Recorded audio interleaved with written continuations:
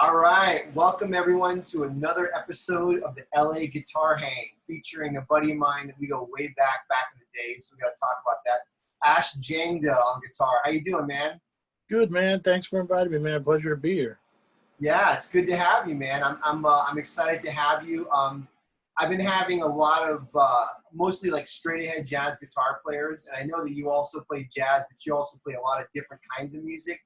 And I really like that, and I want to talk about that. And it's fun to have, somebody that is, a little bit more, I don't know, not versatile, but, someone who plays different styles. And so that's going to be kind of fun to talk about today. For sure. For sure. Cool, man.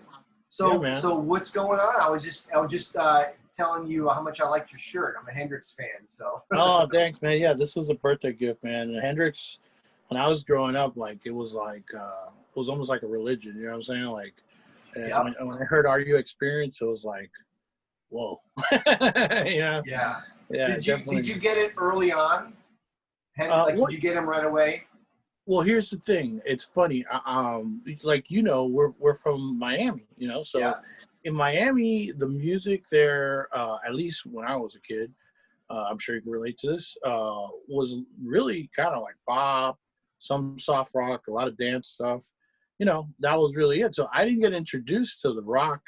I didn't get a taste of that. So I was like in my teens. And then once I got,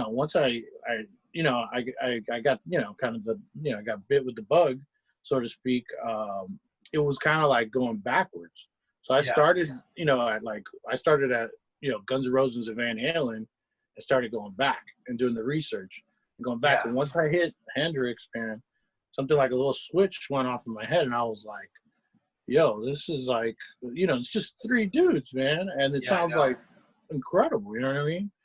I'm the same way. I started with Halen and heavy metal, and my parents had great taste in music. I mean, they listened to, they're from the 60s, they're baby boomers. So I grew up hearing the Hendrix and the Beatles and the Doors, and my dad loved surf music, and he listened to a lot of Santana. And when I was a kid, it was on all the time, but I didn't care about it. It was just there, And I got into metal because it was my music. Van Halen was my music. It wasn't theirs. All kids are like that. Yeah. But as I got older, like you, I started hearing Hendrix and Beatles. And then I got way into that, and I wasn't into the metal anymore. So it's like going back, like you were saying, Yeah, well, it's like, because it all is connected in some weird lineage, even though there's probably some weird bastardizations and incestual things that happen along the way. We probably lost a couple chromosomes getting towards the prog rock. But it all comes from the same thing, man. And so when you really try it all the way back, you got to go all the way back to the blues, and even earlier than that, that whole tribal thing. It's all with the rhythm. It's all in the rhythm and the blues. Yeah. And then that propels everything else. You put harmony on top of that, melody on top of that. It's like a stack, But that thing, you're like, well, what attracts me to this? Let's say like Gent, for example. Is that it's the rhythm, man. That's still always right there, Yeah. Like it's it's like a visceral thing that you can't escape it. In all music. Yeah. Hey, speaking of talking, going back, tell me a little bit about what's your family's background? You grew up in Miami. Tell me a little bit about your background and where you grew up, and what is there any music in the family, that kind of stuff? Well, it's funny. I have we make so many friends over all the course of our career, and you hear all these people every once in a while. You run into these people that they're like, yeah, everybody in my family plays and everybody sings, and we would all sit around the living room and jam, and it's like, I can't picture that because my family was the opposite. Although I did a little research and I did find out there was some music in there, but it was always frowned upon. It was always kind of like, you got to get a real job. Well, coming from a Hispanic family, it kind of makes sense. They're immigrants. They're coming over and they're trying to make a better life for their grandkids and their kids and whatnot. Where'd they come from? Cuba. So Cuba. Okay. Yeah, my mom's side is from Cuba and my father's side is from Pakistan, which is kind of a That's what I was wondering about the last name. I was like, that doesn't sound Cuban to me. No. No, my So running that's gag the is Jangda. Yeah, yeah, Jangda. Yeah, yeah. yeah. My running gag is my first name would have if my mom had won that argument, my first name would have been Jose or something. But my dad must have won the argument because my name is Ashraf. Okay, So that's right. I you remember know, that. and then by like third grade, all these teachers mispronouncing my name. I was like, all right, I gotta shorten this. Yeah, that's So funny. Ash, that's where Ash came from. So That's cool, man. yeah, So yeah, now, so like Ash had mentioned, we're both from the Miami area, and I met you when I was studying with our teacher Vince Breedice. That's the first time I think we met. yeah, man. So how Speaking did of you? like a lineage, yeah, that's like a interesting group of people that came from that school. Yeah, Yeah. how did you get to? Maybe how did you get into guitar, and then how did you get to Vince Breedice, and maybe take it from there? Okay. Well, it's a long story between there and there, but to kind of like expedite that, when I was like 7 years old, yeah, 7 years old, I was involved in a pretty bad car accident, and Oh, as a result, I had to be hospitalized for a while, and then I had to be homeschooled as I was like recovering, regaining the ability to walk and all that stuff. It was pretty intense. I didn't know And when that. you're homeschooled, I don't know if you know anything or have been exposed to that at all. My daughter's doing that now for a little Oh while. well, yeah, because of the yeah. So then they still have to follow that curriculum where you have your math, your science, your whatever, but you have to have some kind of art as well. And so the guy asked me like, "What do you want to do? Do you want to paint, or do you want to play an instrument, or what do you want to do?" And I was like, when he said it, I mean, it was like a no-brainer. I was like, "Yeah, let's do an instrument. I don't want to paint." You know what Yeah, I'm saying? yeah, yeah, yeah. So, you're like, and you got to imagine too. I was kind of like still sort of bedridden, so like painting it didn't seem that exciting. Whereas like, oh, play an instrument, that sounded like an escape from this like torture that I was going through in Yeah, rehab, trying to like learn how yeah. to walk. So I was like, yeah, man, let's do that. And so then he gave me some options, and I was like, guitar. So that was my first introduction to actually like holding one, like learning little melodies, learning how to fret and stuff like that, learning a couple chords. But as soon as I could run and walk and do things again, I kind of like it took like a back seat for a little while. And but it got me through that period because it was like such like a new world. You know how it is when you first get that guitar. It's like every day is a little discovery. You're like, oh, did you know that this goes like this? And then you start Yeah. hearing stuff, and it's that little, you're lost in that world. Yeah. So when, like I said, when I got bit by the bug, sort of again, like in my, once I got a little older, because that happened when I was 7. I was kind of like back in school and everything by the time I was 9. Because over the summer I turned 8 and whatever. So I think I must have been maybe 12 when I started like, man, this rock music thing is like so cool, and I want to, I don't want to play, like Mary Had a Little Lamb, or like one of those songs they teach you right at the beginning, like "Love Me Tender," all those little silly songs, And I'm Yeah. like, no, I want to play like "Welcome to the Jungle."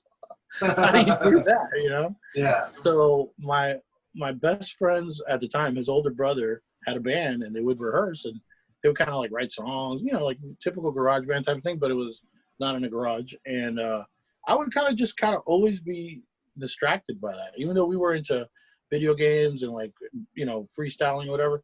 I was always like, man, I kind of want to go hang out with them. And they were older too, so they were like in high school or something. We were still like in middle school. Yeah. And so I started hanging out with these older guys and kind of just watching them play. And as soon as they'd leave, I'd grab the guitar and be like, let me figure out what they were doing, And that's kind of how it all really got started, the obsession with it. Because I was like, how are they doing it? So I'd try to figure it out. And I'd ask the guy, I'd be like, his name was Eric. I'd be like, man, can you teach me some of that stuff? And he'd be like, no. He was like a jerk. No. Yeah, he was What? like, no. Yeah, I was like, I'm thinking, normal person would be like, well, let me teach him a couple things. Nothing, dude. He was like, I had to figure it out myself. You're just gonna have to figure it out. So Yeah, but we it were all really helped with my ear competitive back training, then, though. honestly. People were kind of competitive back then because I had Yeah. friends that I grew up with in my neighborhood. We were definitely competing with each other. It was like, I know this song, you don't know it. I know it better than you. All that crap, It's just part of growing up, I guess.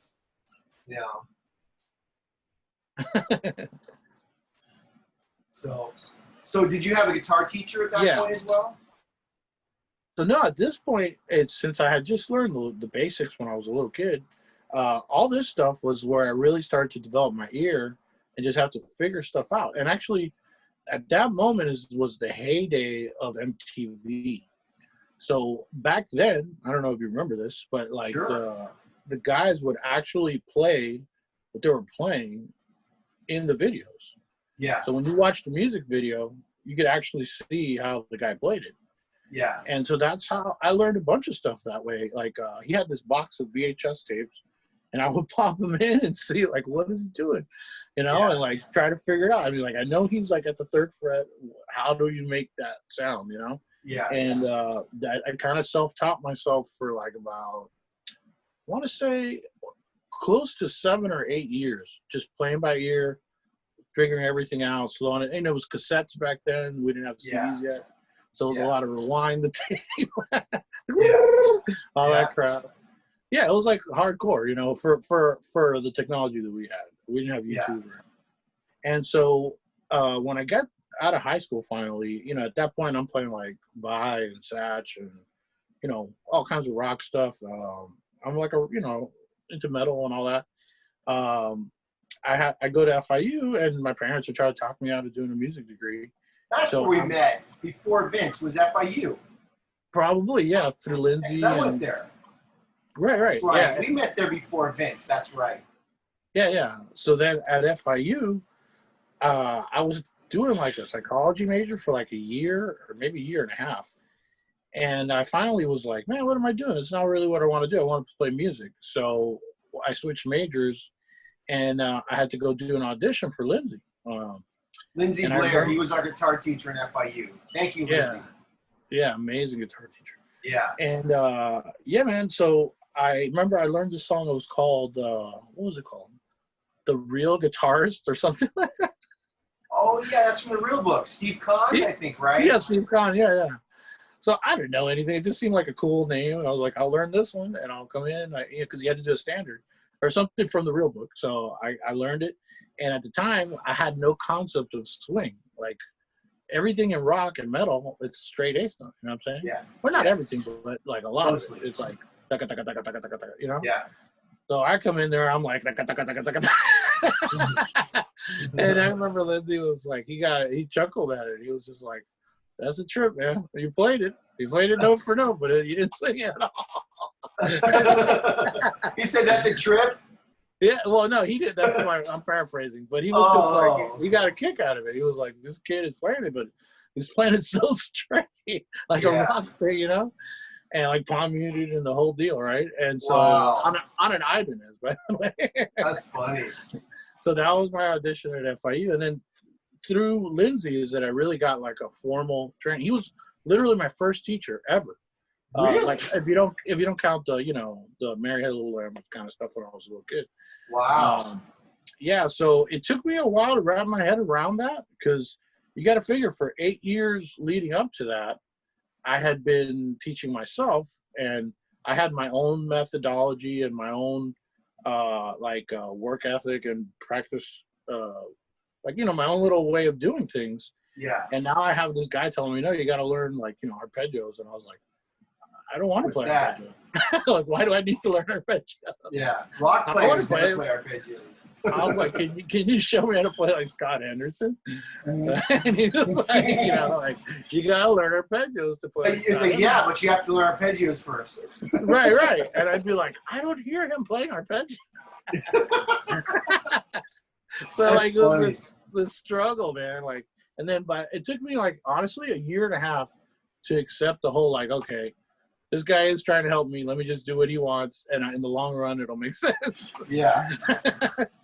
Once I did that, is when I really started to kind of get it and kind of take off a little bit. And who's your friend Peter that we were also at FIU with? What was his last name? Peter Rodriguez. He was a great guy. I remember I was friends with him. That's how that was the connection to Vince. Yeah, So, okay. I met Peter at FIU, same kind of thing. I think my first or second year in the jazz program or whatever. And he was like a cool dude, and he was like like he would, I don't know, he was like easily inspired, and then he would like turn me on to all these things because he was always like discovering stuff. Right. So he was like, man, you got to check out this, and he's like, check out Tal Farlow, man, you got to check out so and so. And then he found Vince, right, and he's like, man, I heard of this guy, you know, he taught Joe DiOrio and this and that, and I was like, for real? And he's like, yeah, man, I'm gonna go take a private lesson. And I was like, I mean, he talked him up so much, I was like, I got to go check this out. Yeah. Because you know, like you said, we were very competitive back then, and there was like I don't know, there was like a hunger that we all had as far as like craving knowledge and like sure. And like the desire to just be better. You know that. I mean, and I'm not trying to be judgmental or anything, but I don't see that as much in this generation of like students and kids. No. We didn't ever. Nobody ever told me to practice, like ever. Yeah. Like yeah. if anything, they told me to stop. until you met Vince, then you never practiced enough, no matter who you were. Well, yeah, but he didn't have to like tell me to do it. You know what I mean? He would just tell me that he wanted me to do more, even more. Yeah. He was the only guy who ever said more. Everybody else was like, "Can you just stop and go to sleep? Yeah. Stop playing music." Yeah. You know, like he was just like, man. He was legit, man. I really enjoyed that time with Vince. Because he made he gave it like almost like how would you say, like a sort of athleticism to guitar playing. Yeah. He didn't approach it like a conventional thing, like, oh, we're gonna go through this book and we're gonna cover these topics. His thing was like, you know, almost like, you know, like, hey, we're training for the Olympics here of guitar. Yeah. And you got to, in order to be able to, you know, make the cut, you got to be able to do this and this and that and this and that. And he was always like, kind of like, you know, he would tell us a lot of stories that inspired us too, about Joe and cats like that. And about his cousin. Remember, he would always talk about his cousin that played guitar. Was it Freddie? Freddie, his brother. Brother, right, Freddie. Dude, I have to tell you the funniest story that he would tell about Freddie Breed Eyes. It was his brother. He told me this one story that used to kill me every time he told it. So Freddie he used to rave about how great Freddie was. Freddie was older than him, his older brother. So Vince would tell us a story how Vince would start, he was younger and he was practicing and trying to catch up to Freddie. And he would be playing with Freddie. And Freddie, at one point, when Vince was getting really good, started to get mad. Vince was getting good. So he was telling how Freddie would start kicking Vince's amp. Like when Vince was playing good, he'd hear this loud banging noise, and he'd look over, and Freddie's like kicking his amp. So crazy. I remember him telling me that, I'm like, that's the craziest story I've ever seen in my life. Dude, yeah, he told us that he would kick Joe DiOrio when he would mess up. And I was like, man, I hope this guy doesn't kick me because I'm not really down with it. I know, man. He was so brutal. He would, like, we would do these group lessons, and I know you did that too. And it felt like in Miami at that time, anyone who was like a top player in town would eventually go see Vince. Yeah. Like they would all give him a shot. And a lot of these guys were actually really good players, but they were more street players, you know, blues, rock players, whatever. And they would come in to meet Vince, and Vince would just, he goes, oh, it's like the guy would walk in and Vince would go, oh, here we go.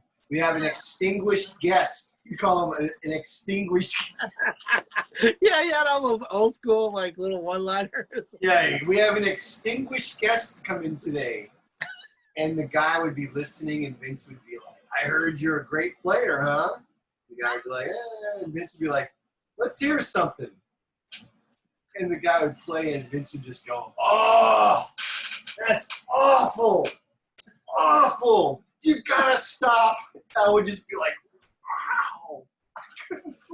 I remember that, dude. I remember, like, when you're saying that, I think I must have seen him do that to 2 or 3 people. Oh, my God. He was brutal, dude. He was brutal, man. And I remember he would do stuff like, he would be like, he'd do like little jokes, like little passive-aggressive stuff just to mess with you, kind of poke at you. Yeah. He'd be like, how much you want for those lower 3 strings? And you'd be And you'd be like, what are you talking about? He's like, you're not using them. Why don't you just sell them to me?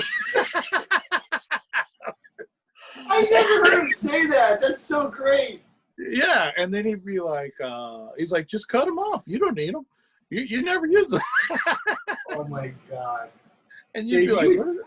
But it was like brilliant. Dark, in a way. It was brilliant because then he'd get you thinking like, okay, I'm not going to let him do that to me again. Next time I take a solo, a chorus, or whatever, I'm playing in the lower register. I know. I guess some people I guess he messed him up because he would just destroy your ego, and later on I would meet people. Like I took a lesson with Diorio once, years later, and I told you just one. It was a one time. I was visiting California. Oh, it was great. But I told Diorio, I said, I studied with Vince for 9 years. It was a long time. He was like, "Are you all right? Did you survive?" And he was. I thought he was joking, and he was kind of he's like, yeah, he's kind of messed a lot of people up, and I was like, holy! I couldn't believe Diorio said that because Vince, was his teacher and this and that, but Diorio was way his own man for so long, Yeah. And he did make a lot of people quit. So I think I was young enough where I just didn't care, he would just beat us down, and I just didn't. I was like, come back for more. I didn't care, But and that's what he wanted. Yeah. But certain people it would affect them in a way. It would never last nowadays. People wouldn't accept it. People are too soft. I mean, it's just a whole other world now, Yeah, but I'm, like I said, I'm still pretty grateful for that experience because I loved him. He was great. He set the bar so high, man, that it always made you. I mean, yes, it did make you feel like you were never going to get there. Yeah. But it also made you push yourself really hard. So wherever you did wind up, it was going to be, you were going to be good. Dude, to this day, if I don't play for a couple days, he's talking to me in my ear. He's like, "You're a bum. Why didn't you play today?" And I'm like, "God damn it! You're dead, and you're still making me feel guilty."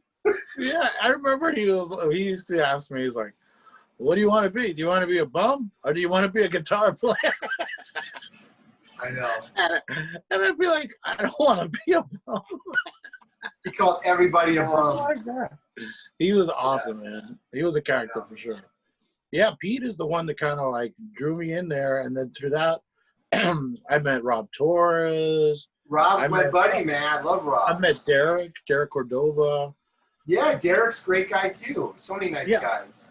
We were all in that kind of that graduating class of Vince victims or students or whatever. Victims, yes. Yeah, man. But we come from a good line of guitar players, man. I always wanted to meet Joe, man, because he made Joe out to be basically the Jesus Christ of the Vincent Breedice religion. I know. Yeah, so you're like, oh, Joe Diorio, You never went to one of the Joe Diorio workshops, or was that before your time? I think it was before my time. So I never got to meet him. I bought a bunch of his albums and transcribed a lot of his stuff, but I never really got to get that one-on-one, oh, this is the guy, I heard so many stories, When I started with him, I was literally in the 9th grade. I took lessons with him 9th grade through junior year of college, that long. It was a long time. Wow. And even when I was with Lindsay, who I learned a lot from as well, I just kept going to Vince because I was comfortable with him and all that. But in the early years, he would bring in a famous guitar player once a year, and we would have a workshop, in a Holiday Inn or something. And each one of us would pay $40 or something. He brought in Tal Farlow. He brought in Jack Wilkins, who's twice. Yeah, he's Joe Diorio twice. Oh man, it was amazing. And I can't even believe that because Tal was old then, and I knew how great Tal was. And Tal, he was so older. He still played great, but it wasn't 50s Tal Farlow. Right. Still, it was I can't even believe that I got to meet and hear Tal Farlow because that's crazy. I mean, yeah, it's like a legend. 2020, it's crazy. Yeah. And Diorio too, Yeah. It's amazing. Yeah, those cats, man, that was the top of the heap there. Yeah, and Jack Wilkins and So then, okay, so then for me, I went to FIU, then I moved away to New York and blah, blah, blah. What did you do? So you went to FIU and then you lived in Orlando for a while, right? Yeah, I tried moving up north, man, but like being from Miami, like it was just too much of a transition, man. Like, No kidding. yeah, like not having a car, like the weather, just the way Yeah, people were, the yeah, pace of it, and then just the whole struggle of like, man, to get to a gig, you got to do what? It was like Miami, just throw the crap in the car and go. You know what I I mean? know. Like, so it was like it wasn't for me, at least not at that point. I think maybe now I could probably fare it better, but I think at that point in my life, I was just like, no, this is not what I'm trying to do. So being familiar with Florida, I was like, so do I move back to Miami? But I felt like in Miami, I had already kind of done everything I had to do. You know what I'm saying? As far as like, I got my, like, I got my schooling and all that, but was I going to go back to doing the gigs I was already doing? So I was like, I felt like Right. that was a step back. So I was like, let me try somewhere new. And I thought Orlando has Disney and tourism and all this stuff. Let me just see. So I didn't really plan it.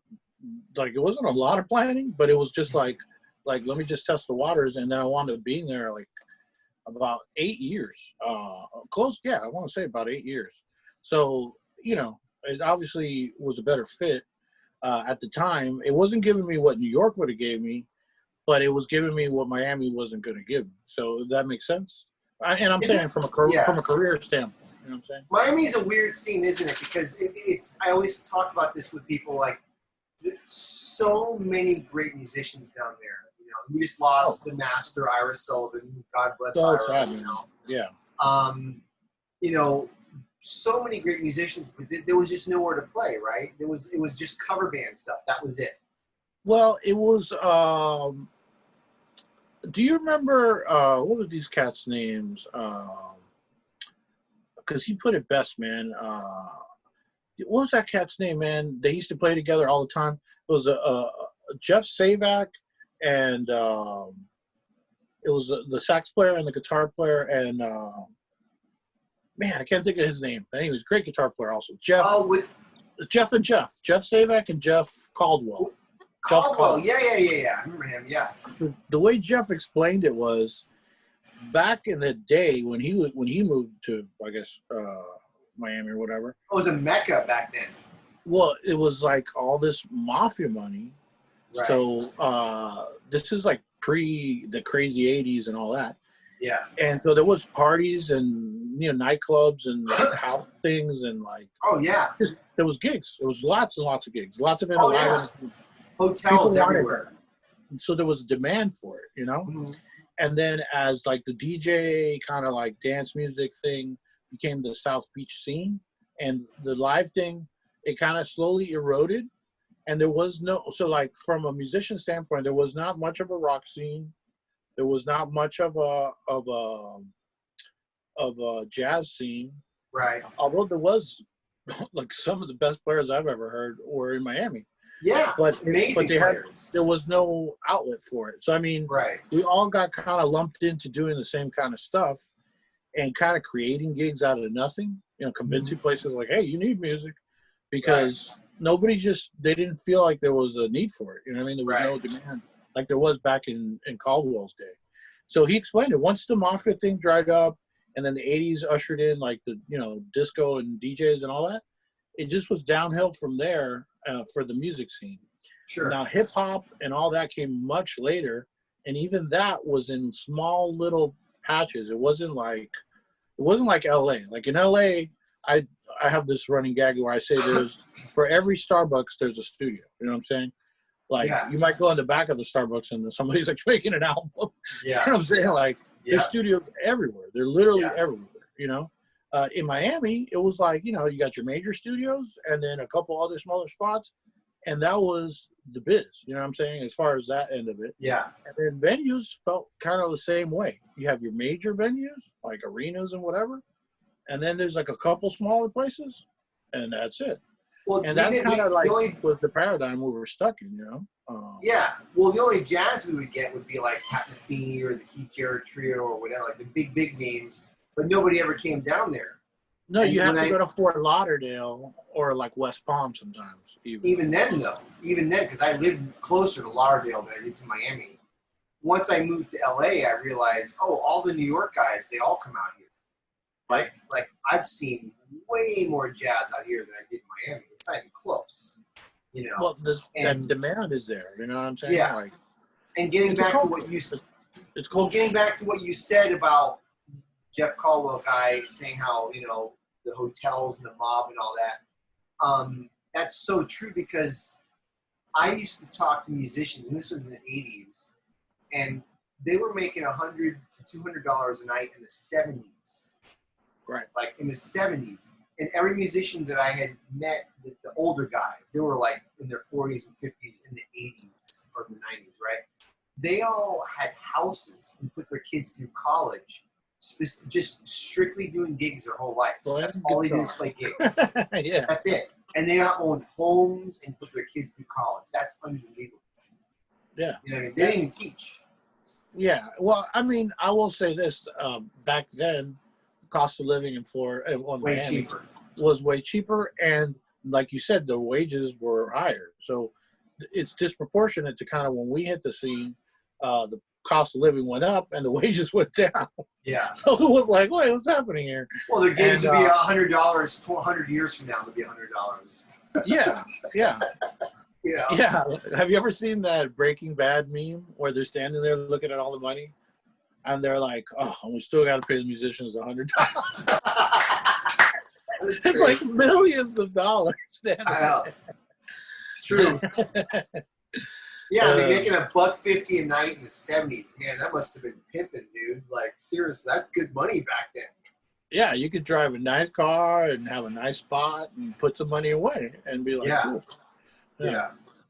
Crazy. Yeah. I mean, out here, I think it's the same kind of, it's the inverse issue where the cost of living is so high that you would have, and, you know, like if you're going to do those kind of gigs, like just like bars and hotels or whatever, you would have to gig twice a day, every day. Right. I know. Never stop. Yeah. Yeah. Even if you make $100 a night, 5 nights a week, that's still shit money. That's not enough money. Yeah. That's not enough money. Yeah. That's what I'm saying. Like, that's something that out here I definitely gain an appreciation for, like the difference in not just the hustle of it and the grind of it, but like it's kind of like you sink or swim. There's no in between. You know what I mean? Right. Yeah, like that's why a lot of people, you know, I mean, and I'm not referring now with the pandemic specifically, but like even before, you know, they come out here for like 6 months and then they're like, nah, screw this, I'm out of here. You know what I mean? So, no, I'm sorry to interrupt. So you were in Orlando. So you moved to LA. When did you move to LA? I moved specifically, if you want to get to it, it was like the Thanksgiving of 2012. So right at the end of that year. Okay. But I didn't start going to LA proper because I moved to Orange County originally. Right. Because that's where my immediate family was. They actually you were 8 years, huh? Well, yeah, like 7 coming up on 8. Yeah. Man, you've done a lot in 8 years. That's great, dude. Yeah. The 7 full years and then like a month and a couple days. Yeah. It's been a ride, man. Like when I got here, I think I knew you and X and like one other person. I knew 3 people out here. I remember when you moved out here, you're like, I'm out here. You know? And I don't know if you hooked up or not, but you were in Irvine. I remember that. And then you moved to LA and then, you know, done a bunch of stuff since then. Yeah. It was, you know, it was an uphill thing, but it was around 2000. 15, 16 is when things started to kind of like get cooking. That first 13 or 14, that was like rough, man. I I'll say this, I've been a musician pretty much my whole life, and that's all I've ever really done for a living.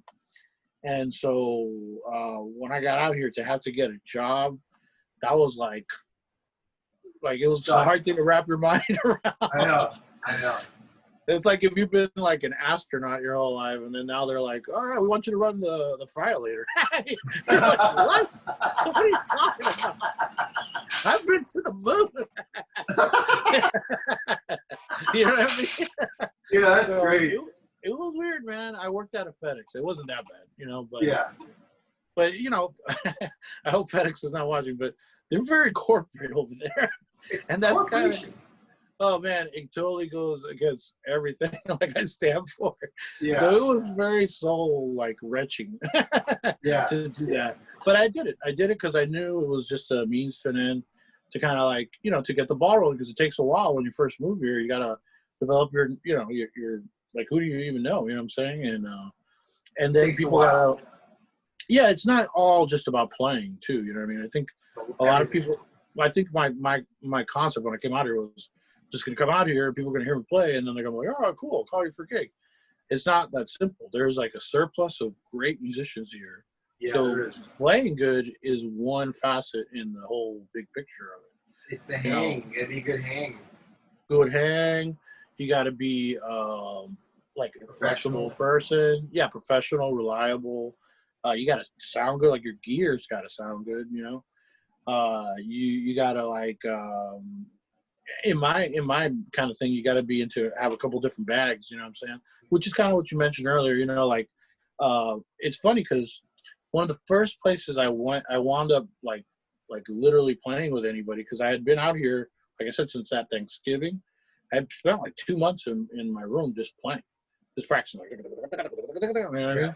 And I was like, I gotta get, you know, I've been playing like 6 nights a week in Orlando for I don't know how long, and now I'm like in a room for 2 months. I was like, I got to get out of here, and I was like, let's go to LA. So I went to LA and I checked it out, and then I heard about this something closer, which was this place called Steamers.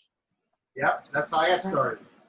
Yeah, and I thought like that's not that far. It's not as far as going to LA. Let me try that. And I get there, it's totally straight ahead, and I'm like, well, I haven't done that in like 8 years, but you know what? I remember some of these tunes. Yeah, yeah, I showed up with like a Telecaster. Everybody's got like the jazz box. yeah. And I was like, man, I'm just going to go for it. And luckily, you know, I still had retained enough stuff from all the Vincent beatings Yeah. to kind of like hang, you know. And I met a lot of really great players there at Steamers, and really cool people. And that really kind of was like, that helped me out. It was like a little launching board for the Orange County hang of meeting people. You know what I'm saying? It's weird how like a venue can be like our social hub. You know what I'm saying? In Orange County, that was the place. That's what I'm saying. That was like, it. Yeah, totally. And it really kind of helped me plug into what was going on down here. And then when I was in LA, there was like 2 or 3 spots, same kind of thing, where it's like, man, the people that I met there, those are the people I've gone on to work with and record with and tour with, and like that's where you develop those relationships. So like, you know, you need those places. You know, they're kind of essential to what we do. Yeah. You know? Yeah. So it's a group sport. You know what I'm saying? Like, of course. Yeah. It's like that's the whole scene. Like you said. I mean, number one, you have to play well, because you can be the nicest guy in the world, but if you don't play well, you know, it's not gonna happen. You got to be good, but you got to be cool. You got to be flexible, because you know when you tour with someone or you play with someone, you're hanging. If you're a drag, people will be like, I don't care how well you play, I can't hang with this guy. You know, I'll tell you, gigs where, you know, I'll play with someone, they're a really good player, but it's like, I can't stand this guy for the night. And I'm sure you think that way about me or whatever. But, you know, it's like you got to be with this guy for 3-4 hours. Guy, girl, whoever, 3-4 people. But still, if you're a drag, you know, people don't want to play with you. Yeah, it's a social thing, man. Like, it's a conversation, you know. It's like right now we're talking, and it's going well, I presume, in my opinion. Yeah, you know what I'm saying? Yeah. But sometimes, you know, some people, for whatever reason, and there's nothing wrong with that. Like, not everybody has to like everybody. That's just part of life.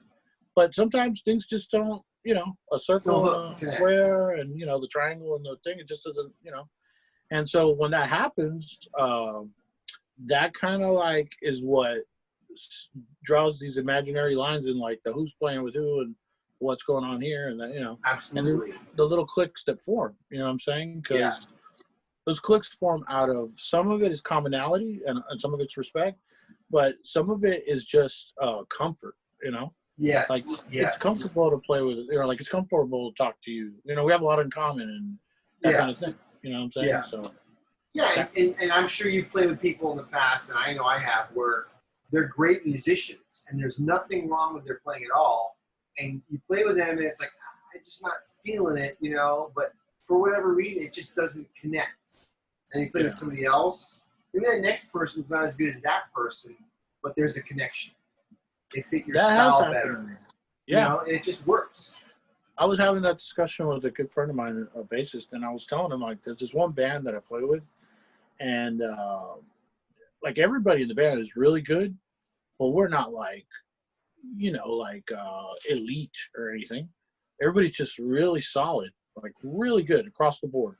Right. And everybody is very respectful of everybody and supportive of everybody.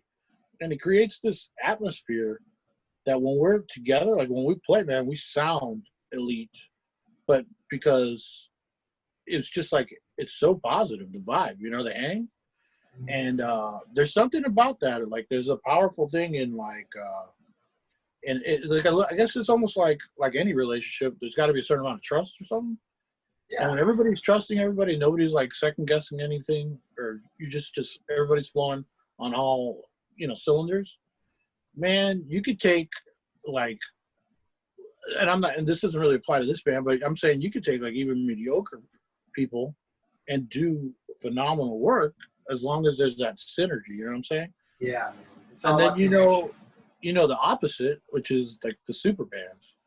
Yeah. And they're like, oh, we're gonna get, you know, we're gonna get LeBron and this guy and this guy, and then you put all, because it doesn't, you know, like it's too much. You know what I'm saying? So like, it's like a recipe or something. You know, you just need the right amount of whatever. Yeah. If you can put it right, it tastes great. You know what I'm saying? If you put too much of something, it tastes like crap. Yeah. Even if it's something good, like sugar or something, it could be like too much. Yeah. So you've done a lot of things since you've been here. Like, what was like the first gig that kind of where you feel like it got you going, and then it opened up? You know how you meet a group, and it's like this group opened up all these doors, right? So you get here, you're playing at Steamers, you're hanging out, but you played with so many people since then. What was like the group that opened the doors for everything? Or was there one, or maybe not? Well, I don't know that it was a group per se, as it was like a network that I was a part of, and a lot of really amazing opportunities have come out of that network, which was I don't know if I mentioned, when I was in Orlando, I played in this huge mega church, and I played like. I remember you telling me about that.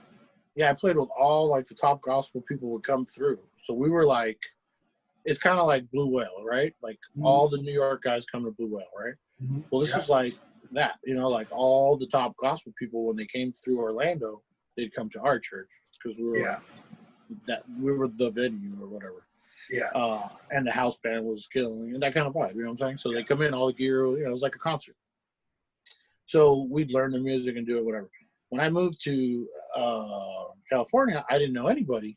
And so one of the first earliest gigs that I got was playing at this little church that must have had like 30 patrons, if that, you know what I'm saying? So I went from like 3,000 to like 30.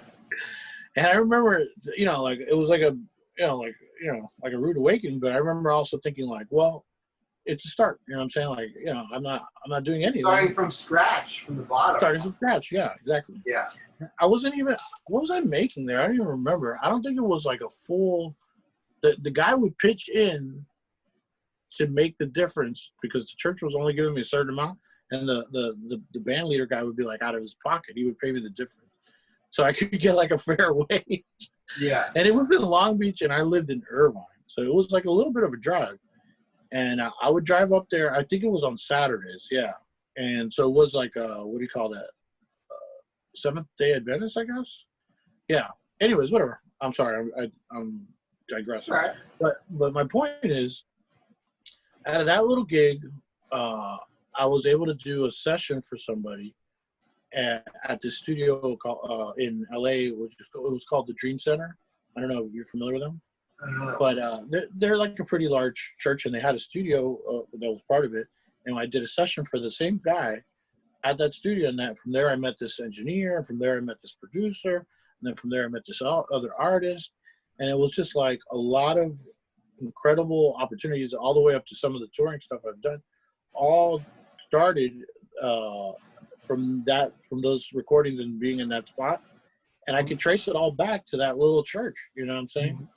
So I'm not trying to be like, like I don't know, whatever the word for that is, but it really is connected. Like if I would have never taken that gig, Right. that would have never led to that session. That would have never led to That's And so how life goes, man. You don't you have to just believe never in know. destiny or whatever, but everything you've ever done is like a roadmap, you know? Yeah, And there could be major fuck ups in there too. yeah, You of know what I course. mean? But you know, it's all about you play with someone you do well, because we've all played with people and maybe fucked up, and then the next one works out, and then blah blah blah. You know, it works out. But I see what you're saying. Yeah, in this scenario, the highlight reel, it starts through there. Yeah, I got the yeah, other stories too, yeah. but we don't need to talk about them. Sure, yeah, We can leave that out. yeah. We'll do this like if this was Instagram. Only the good stuff. So I noticed you play like you play. You know, I follow some of the things you do on Facebook, but you know, I don't know everything, of course. But Right. it seems like you do a lot of R&B, pop artists, funk, R&B Yeah. type of thing. Like, how did you get? Is that scene kind of related to the church scene, kind of? Well, it's okay. So, um, like any person, there's layers to the onion. You got to peel them back. And for me, that first layer was like rock. You know, Yeah. like at the core, I started off as a rock guy, and then when I went to college, obviously we got into jazz. Mhm. So, like, I got my chops from rock, and I got my harmonic understanding and some of my improvisational concepts from jazz, right? And then before I left Miami, I played in this funk band for like, man, I want to say like 5, maybe 6 years. Throughout my college career and after my college career, I was still playing with these guys. And dude, that was like an education in and of itself. Sure. So, so that was like the whole like the rhythm and the pocket thing. And then I thought, okay, I got that right. But that was my concept was limited to like a specific type of thing, kind of like Stax, James Brown, that concept of funk. You know what I'm saying? Like maybe like even like 70s, P funk Earth, and Wind, that and kind of thing. Fire, P-Funk, yeah. Right. Which is one slice of that pie. When I left Florida and I was trying to figure things out, and I landed in Orlando and I started playing gospel, there's this other whole side to things, Yeah. and approach to playing and like and applications to things that I already knew. So like, well, gospel in itself, to me, if I had to describe it, this is how I usually describe it to somebody. It's got it's got the energy of rock, right? That power and the drive, where it gets people riled up. Yeah. But it's got the harmony of jazz, Right. which is pretty sophisticated. And then it's got this like kind of almost like country chromaticism, like quartet, like bluesy country thing to it. And when you put Yeah. those three things together, there's like a certain feel and vibe that it has that I didn't have back when I was in Florida. You know what I'm saying? Right. So when I got exposed to that, I kind of like started to open up another like a like another awareness to time. You know what I'm saying?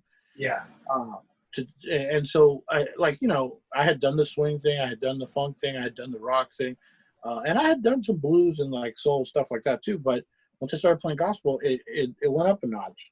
And then they all started to integrate, like, because I could take crazy solos over the gospel stuff and use the chop stuff. And then I could put color notes because it would sound more like interesting. So I had some of the jazz thing happening. And then the chops, didn't hurt. And, and the blues aspect was there. So that was kind of like what solidified my weird hybrid approach. So, so I say all that to say that that's why I feel that most of the gigs that I get called for, that's what they want. It's like some kind of hybrid thing where like, we want you to be able to rock out, which I can do, but we also want you to understand all these crazy chords, which not everybody can do, but I can do because I studied jazz. Right. And then if we lock into a groove, we want you to just bring that feeling. And like, that's something I learned from playing gospel, you know what I'm saying? And so all those things were like small educations that I kind of went through, but like, it's kind of like, remember earlier when you used the term like street musicians? Mm-hmm. That was kind of what that was for me. Like, it wasn't in a book, you know what I'm saying? Like, I had to go play and like be exposed to it and get it wrong. Use your ear. Yeah, and get it wrong to figure out how to do it right. You know what I'm saying?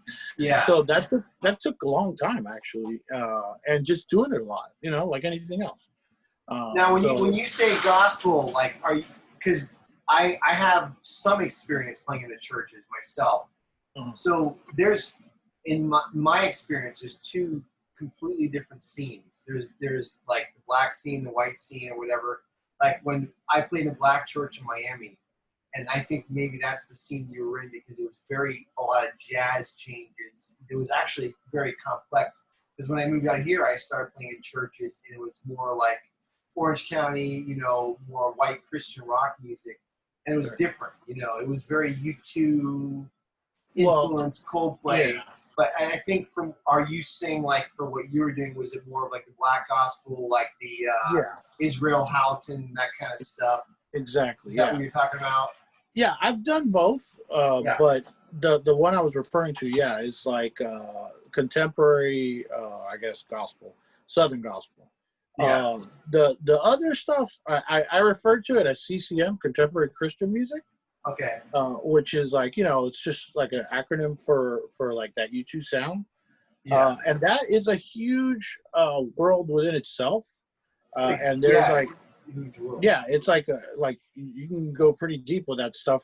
Right. But essentially, that kind of does Hillsong, right? Bethel. They're all like enormous, and but essentially, like, it does fall. I mean, and not to be cliche or anything, but it really does fall into that U2 kind of like sonic palette. You know what I mean? Almost too much. Well, it's all box amps and delays. That's what it's the whole scene, Well, what I think happened is that there was a formula that worked, right? U2 developed it or whatever. Yeah. And it was watered down a little bit, like diluted. And so the people who do it best are the ones that are like, the ones that have the most success with it. But there's, in that same genre, there's like a lot of people that are just kind of regurgitating the same thing. And maybe it's not as successful, but because the formula is so similar, it's hard to tell one from the other, really. The only way you can tell is like, oh, this one sold 1 million copies and this one didn't. But they're playing essentially the same stuff. Are the lyrics better? Was the melody better? I mean, I don't know. Like, it's kind of like a coin toss. You know what I'm saying? Like, production wise, I will say that what they try to do is take that organic thing of like, like a 5-piece band, and they kind of like scale it up. So there is a lot going on, but everybody's playing very simple. Like, so simple that it's like, for someone who is more adapted to playing like a lot more, it would be difficult to actually go to kind of like dumb it down almost like. Yeah. But there's something about it, again, that still, it works because that formula is like tested and like it works. Yeah. You know what I mean? Like, You know. Yeah, it's an interesting style because you know, I've always been open to all styles, and I love all kinds of music. But gospel has been one style that like I really have been getting into the last few years. I'm not even that religious, you know, but I teach this class on the history of American pop music in a college, and gospel is a big part of American popular music. And we go all the way back. We talk about Mahalia Jackson, Golden Gate Quartet, all that stuff, which is like way old. And I hear that stuff, and I'm like, oh my God, it's so great, and it's so deep, and there's so much there. And then like coming into today, like I don't know if you ever heard the Schofield record, Piety Street, where he went to New I've Orleans. heard about it, but I haven't heard it. Yeah, dude, I've jammed with that record. I'm not kidding, like 1,000 times. It's like he got all these New Orleans musicians, and they're doing all this gospel music. He's just like jamming over the top of it. It's just so good. It's ridiculous. All the grooves are just so, it's just so great. And I love the Aretha style gospel. I'm not into the Hillsong stuff that much, to be honest with you. I played that a lot, but I'm not really into that. But the whole African American gospel tradition, that just like blows my mind. The whole thing, and I want to listen. And I know there's so many groups now that do that. And I'm not familiar with the modern stuff, actually. I'm more knowledgeable of the older stuff, but I need to get, and I know you probably are much more knowledgeable in that modern genre of that, which is really cool, Yeah, a lot of it has been just, because of the ministries that I've worked for, they kind of like, at least some of them, try to stay right on the edge of what's happening now. And so I wind up having to learn new material, you know what I'm saying? Yeah, yeah. I've played at other ones where, like, I played at a church where I came in and all the songs they wanted to do, I already knew them because I played them, like, when they were new. Like 10 years ago, you know what I mean? Yeah. When I was in Florida or whatever, basically. Yeah. So, like, they'd be like, oh, this song is awesome. And I'm like, yeah, but that song is, like, super old. Like, there's something about that, I think, regionally that I had to learn to appreciate, too, when I moved out here. Because when I was, like, in Florida, in that party band type gigs, we would be playing, like, stuff that was, like, on the radio. And, we'd be playing, like, Usher and stuff like that. Mm-hmm. And then when I got here, everybody was playing, like, Michael Jackson and Stevie Wonder. And I was like, well, we're not playing as much of that down there. Yeah. So like I almost had to go back and kind of like relearn stuff and like and it's the same thing with the like from church to church.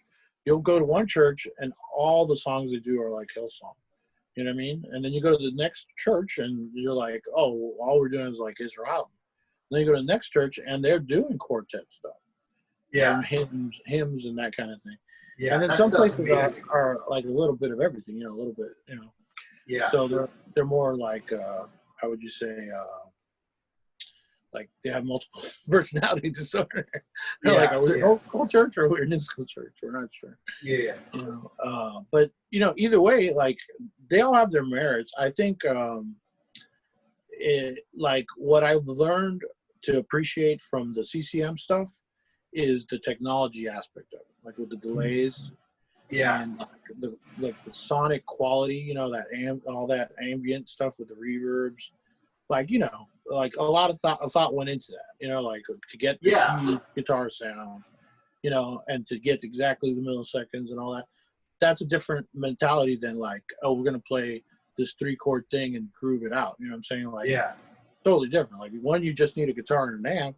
The other one, you need like thousands of dollars worth of pedals. And it's all about it's all about like the church scene was like all about no volume. I think the church invented the whole idea of the modeling amp, where there's no amp, there's no monitors and in-ears, all that stuff. I think was born in the church, and the pop people were like, yeah, this is where we should go. You know what I mean? I actually hate all of that, but that's a other scene. Man, I've been all over that spectrum because, right. initially, like I remember. Okay, this is gonna take us back. I remember speaking, and this is gonna tie three things that we talked about together: Lindsay, super bands, and in ears. Right. I remember the Sam Ash in like in North Miami. Yeah, absolutely. Off of the what was that? 826. 826. Man, Yeah. I love that Sam Ash, dude. Yeah. Yeah. I used to go up there all the time and spend money too. Me too. To get my money. Anyways, they had a clinic one time where it was like Peter Erskine, Bob, was it Bob Mincer? Yeah, Lindsay was on guitar. I think Jeff Berlin was on bass. Wow. It was like the awesomest band, right? And they were there. The reason they were doing this thing is they were promoting in-ears, the very first like commercially available like in-ear. Yeah. And they were doing this whole tour, going like, "Yeah, look, we're not going to use monitors. We're all going to use in-ears, and we're able to hear each other, and it sounds like a CD, and blah blah blah." And I remember thinking like, "Wow, that sounds awesome."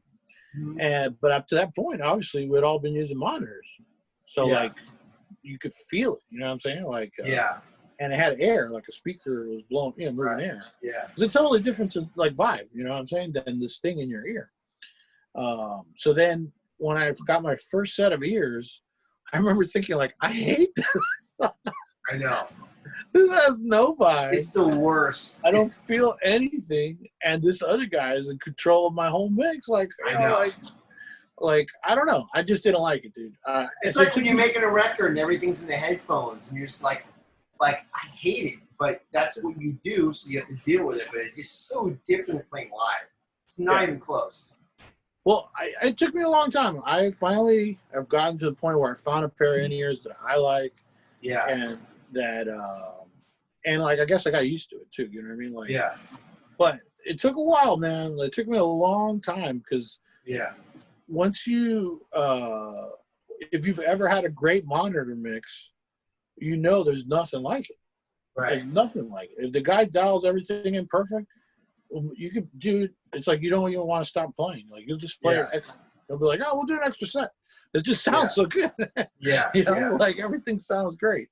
And then with the ears, I mean, same kind of thing, but it's just different. Like physically, it's different. You don't feel the vibration. You don't. I mean, it's great because you can move around, obviously, and all that kind of stuff. And isolation is cool, and you can save your ears a little bit too in the long run. Yeah. If you don't abuse the volume. It depends upon the gig because, I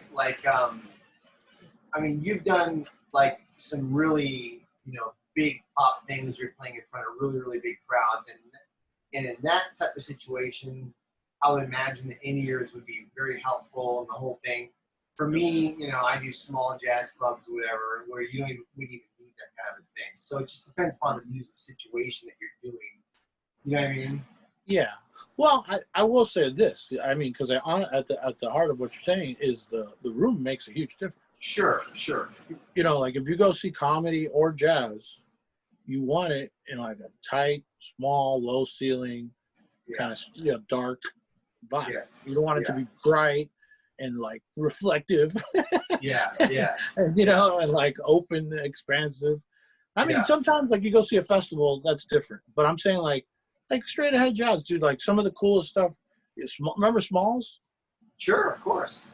Yeah. That's the vibe, man. You're like sitting right there. The guy's right there, and he's like sweating on you, and that's what you want, Or even remember Piano Bar in Hollywood? Yeah. I remember that place. That was not necessarily a jazz venue, but it had that intimacy of like you're right there, man. Is that near Hotel Cafe? Yeah. Right, around the corner, right? Around the other side, yeah. Yeah. Right. Yeah. That's what I'm saying. Like it had that vibe of like you're right there. Even Hotel Cafe had kind of like that vibe. You know what I'm saying? Man, I hope these places open back up again. I'm so worried with this COVID thing. They're all going to be gone, which is a heartbreaker. The Hotel Cafe was a great place to see music. Especially for up-and-coming artists and singer-songwriters. Yeah, man. That was like their hub, It's a listening room. People listen there. Yeah. And I think just like for every style of music, there's like whatever. There should be like a room for it too. You know what I mean? Hmm. Like that was that room for that. You know, like you sit there and you listen, and it was a good sounding room too. They plus they upgraded all the stuff to like I think Midas, so it sounded great. You know, yeah, man. They even have that other little room, the second stage. Did you ever go see anybody play there? Yeah, sure. Yeah, yeah. That was pretty cool, man. That little Yeah. room was a good vibes too. Yeah. Overall, I mean, what they were doing there is just great for the music community. Yeah. Yeah. As a singer songwriter, hang, and you know, I'm a jazz guy, but man, I am like, I always joke, I'm a closet like folk musician. Like I love Bob Dylan and Neil Young and acoustic Yeah, music, and I love that stuff. And I used to go hang out there a lot too. And I played there a few times with different people, and it was just a great room, man. Great listening room, just awesome. You when I know? first got here, I think that was one of the first venues I went to check out because Super Soul Mondays, Super Soul Mondays used to be there. Yeah, I heard that. It was right in the heart of Hollywood, so I think I would park on, what was it? I used to park like on Wilcox and like walk over Yeah, because it was the only place you could find parking. yeah, But yeah, man, I used to love it. Just the way the room sounded and the vibe, and you know, like there's certain spots like that. Like, you ever see that documentary Dave Grohl did about Sound City? yeah. Love Yeah, that. certain rooms just have like a sound and a vibe. Yeah. Same thing with studios. You know what I'm saying? Like, but venues, man, like you go in there and you're like, yeah, there's something about the way stuff rings in here. It sounds good. You know, it feels Well, good. it's like you go in the Village Vanguard in New York, and all of the music, Coltrane, and all the amazing musicians are in the walls, you know, and you just it's all there, it just rings, you know. It's Yeah, amazing. man. Dude, I remember going to the baked potato, man, and Baked like, potato too, yeah. yeah, I remember. This is like a funny inside thing, but like, I remember going to use the bathroom and being like, "Man, I'm pissing where Alan Holdsworth pissed." I went there my birthday one year, like years ago, and Holdsworth was playing, and my Oh, wow. wife hates Holdsworth. She was my high school sweetheart, and I took her to see Holdsworth. I'll drink to that. Yeah, Musician Exchange in Fort Lauderdale. I took her to see that, and I thought she was going to break up with me after that. I thought she hated it, and she was like, "What do you want to do for your birthday?" And I said, "I want to go see Alan Holdsworth." And she's like, "Ugh." It was my birthday, so she didn't say anything, and it was just like amazing. And I actually took a picture with her. And in the picture, I'm like such a dork. I'm like, oh my God. It's like, okay. But yeah, it's like, you know, Holdsworth's one of the geniuses of all time with guitar, you know. What are you going to do? Yeah, so. Can you imagine how many of those he must have taken like throughout his career? Oh, thousands and thousands. He's like the Michael Jordan of like guitar, you know what I mean? Like, Yeah. Michael Jordan must be the same way. It's like, yeah, whatever, I'll take a picture. And every gig Holdsworth ever did, he was like, "That's the worst shit I ever played in my life." You know, he's just so down. I was talking like, "Oh my God, it sounds so good." He's like, "Oh, it's pure shit." And I was like, "What?" But he did that to everybody. He was like, everybody. Right. You know? Yeah, he was, man. I forget how much. I remember. I think the first album I got of his was. What's it called? Hard Hat Area or something like that? Oh yeah, that's his later syntax stuff. Yeah. And I remember I put it on and I was like, what the hell is this guy doing? Yeah. Like, I can't even fathom how to do that. You know what I'm saying? Like, yeah, he's like from a different planet, man. It's funny, like I always tell people, like, you know, I've done a lot of transcribing over the years, and not to toot my own horn, but anyone that I would transcribe, like I could get it. Like Matheny, Coltrane, whatever. Like it was a lot of work, but I could do it. For Holdsworth, I would just give up. Like, I can't do this. It's like I would spend 4 hours on one lick, and the next day I'm like I couldn't play it at all. I'd start all over again. It's like forget it. It's too hard. Well, you know, hard. it wasn't until I watched some videos of him playing. Yeah. That I got it. Like, oh, I'm never gonna get this. Right. this guy's hand like is this big, Yeah. and his guitar is like this big. Like Yeah. he can reach stuff that I'll never like. My hand won't do that. And first, Well, there's that. There's his talent and all that, but then he has his own sense of harmony. So you'd have to dedicate your life to that. And I'm like, I'm not I'm a jazz player. I would have to forget all the bebop, all the standards. Like that doesn't work. It's like that's something I have to dedicate my life to holds work. I'm not going to do that. I mean, you'd never gig ever again. right. And because I'll never be as good. And the thing is, even if you did, then people would be like, you're just trying to sound like Holdsworth. Right. Even though you put 20,000 hours into it, but it doesn't matter. Yeah, they'd be like, you're just a knockoff. Right. Yeah, no, he was ridiculous, man. He was his own thing, man. What's cool about him, though, is like when you think about it, is that because I've only met a couple people that I know of, you know, because I'm sure nobody divulges this, but and I'm sure if you wouldn't have made those videos, whatever they were called, those videos we used to watch back in the day. Yeah. You remember those? Yeah, I forget what they were called. Yeah, me too. But anyways. For the Curious? Was that what it was called? For the Curious? I don't know. I think it was Something like a series. They were called like Hot Licks or something like that, or whatever, by some company. And anyways, if it wasn't for him making that video, I don't think he would have even divulged it. But he really didn't know like conventional harmony or any of that. He had made up his whole own system. Yes. And that was something that I really like related to him on, like, because I was kind of self-taught for most of my, the first third of my playing or whatever. I was like, I have my own way that I understand it too, and you have your own way. I mean, my way and his way definitely weren't the same, but it was cool that he had organized it in his mind somehow to the point where he had his own kind of notation and stuff. Yeah. And I've only met a few other people like that. Like I met this one guy they had come to FIU. I think his name was like something Salinas, Luis Salinas or something like that. And he was from like Argentina or something. And this dude came and he played in the Forum and he played with Mike, God bless his soul. And, Mike, man. And Nikki and probably Jason Joseph. Anyways, he played with these guys, and it was just like, bro, this guy can do anything. Yeah. He can bebop, he can play whatever, you know what I'm saying? And so then after we're all just hanging, and we start talking to this dude, and it turns out he can't read music. He doesn't know chord symbols or anything. He doesn't even know the names of the chords. It was all by ear, but he had a very like advanced concept of like, because they were playing some difficult stuff. They were playing some of Gary stuff too, Gary Campbell. Yeah. And Mike's tunes, and those weren't like standards. Those were kind of involved. This guy would just hear them, man. They couldn't give him a chart because he couldn't read it. So he was just like hearing it, and I was like, "What?" I've tried playing some of those tunes. They're like a pain in the ass. That must have been after I left. I missed out on that. That sounds amazing.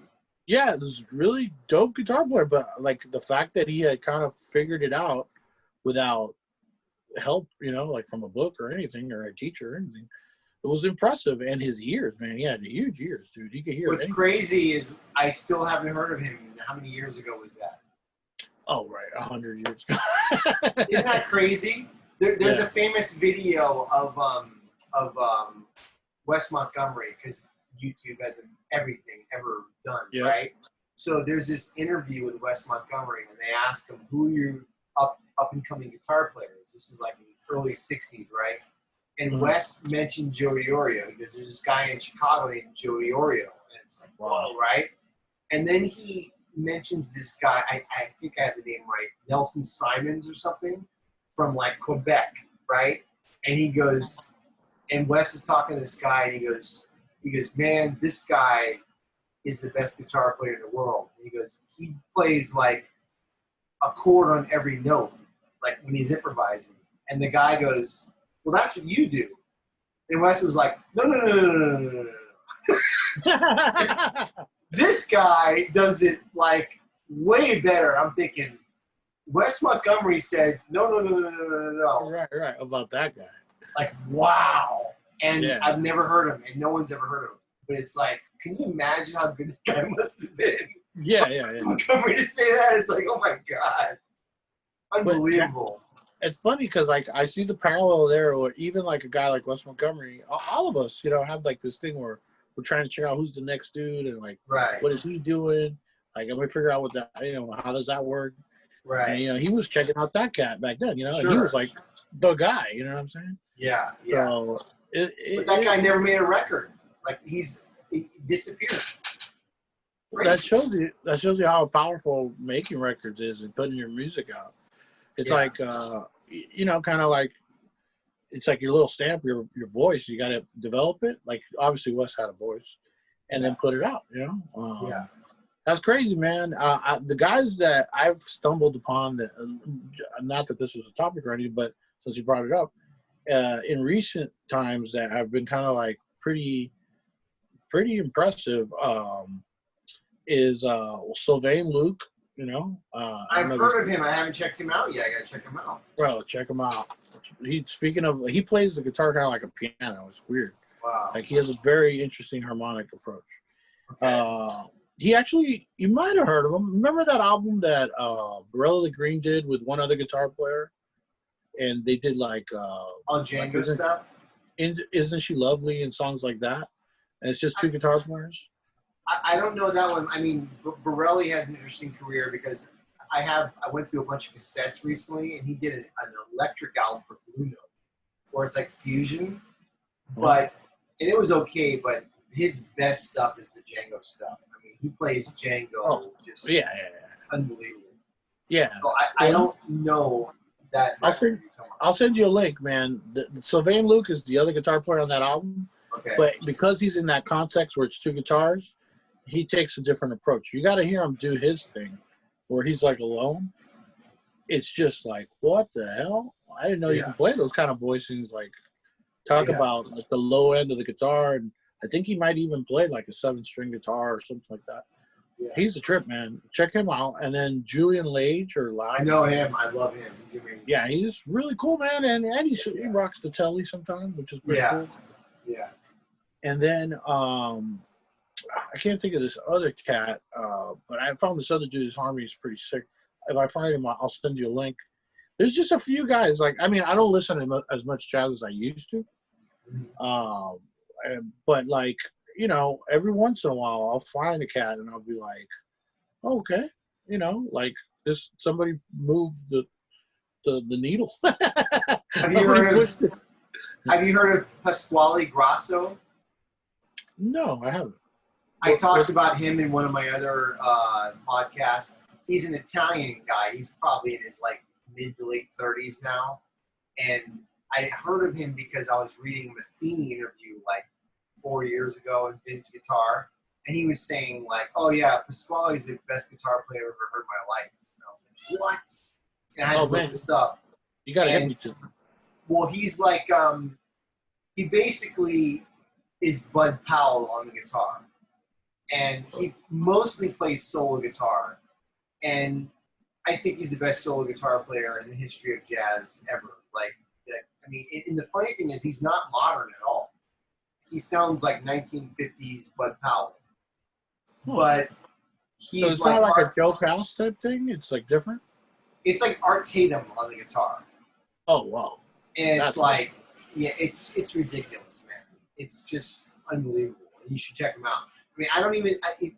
He does arrangements, but some of these guys, like, they just do arrangements, but they don't really improvise. Which to me, I'm not really into. I want to hear somebody improvise. This guy improvises. Like, he's an improviser, but he's got all the Bud Powell stuff down. And some people say, "Oh, he's stuck in the '50s." Like, well, I don't care, whatever. Like even if that's all he does the rest of his life, there's room for him in the world. You know what I'm saying? You already have Matheny and Bill Frisell. Like, let's have a guy who does Bud Powell on solo guitar. That's pretty freaking awesome. Especially if you're the only one that can do it. Yeah, and maybe he won't do that forever, but for right now, that's freaking amazing. No, I haven't heard of him, but I definitely have a serious appreciation for solo guitar because playing solo piano is like whatever, dude. Whatever.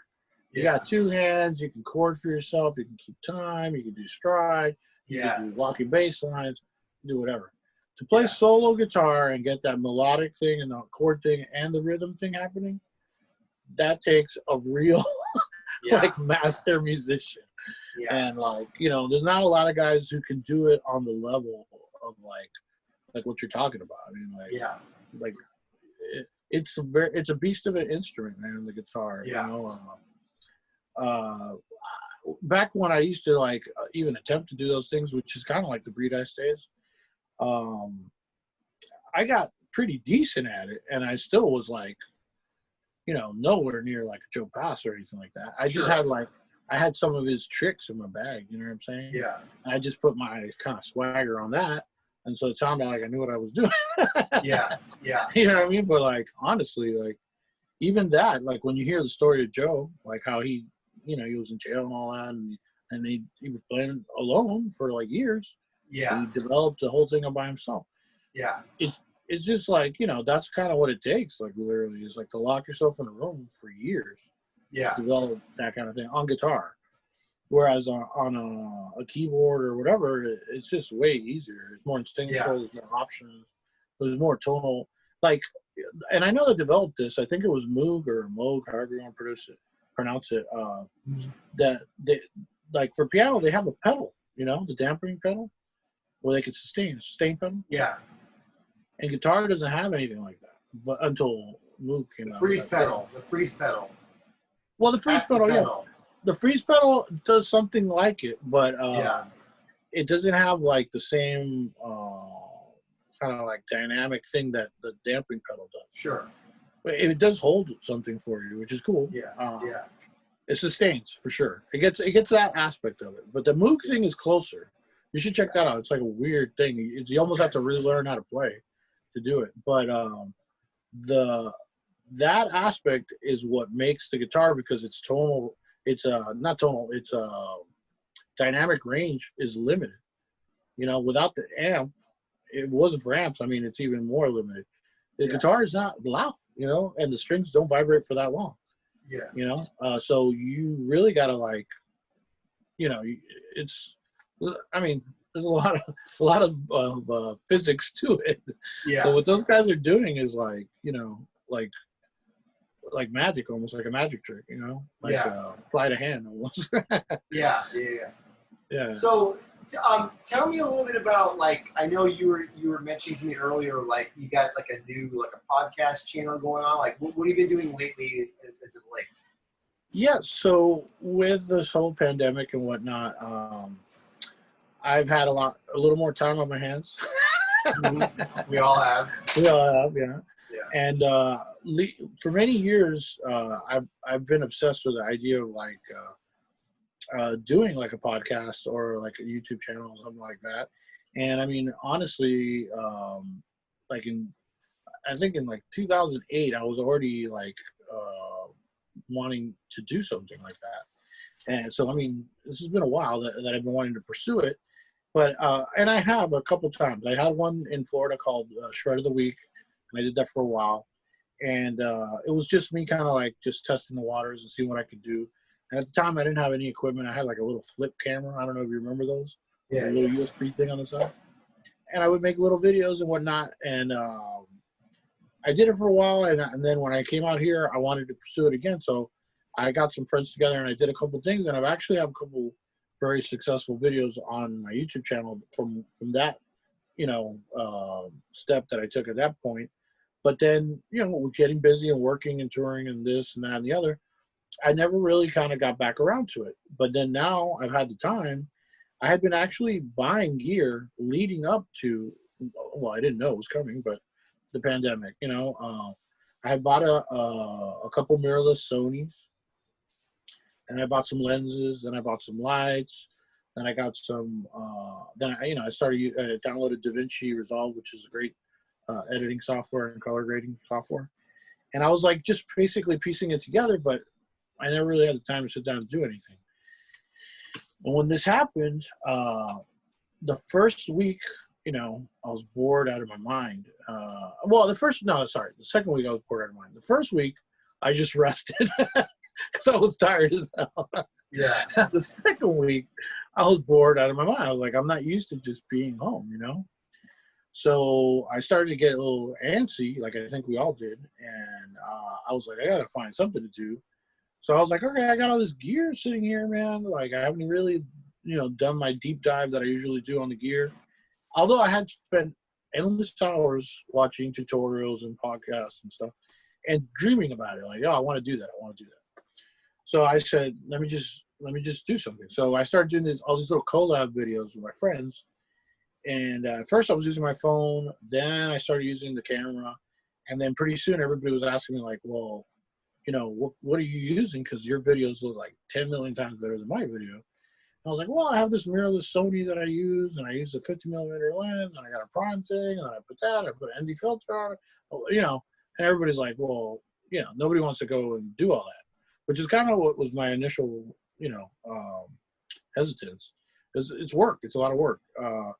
But through that little kind of like maybe 2-3 week period, I did like, I don't know, like maybe 16 of those little videos.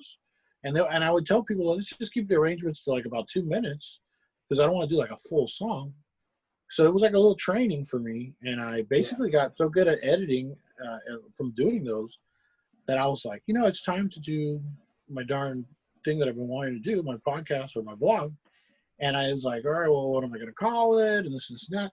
And it's easy when I'm just performing or somebody else is talking because I'm used to being behind the guitar. You know what I'm saying? Like, I don't have to say much. I'm not a singer. I'm not, you know what I mean? Like, yeah.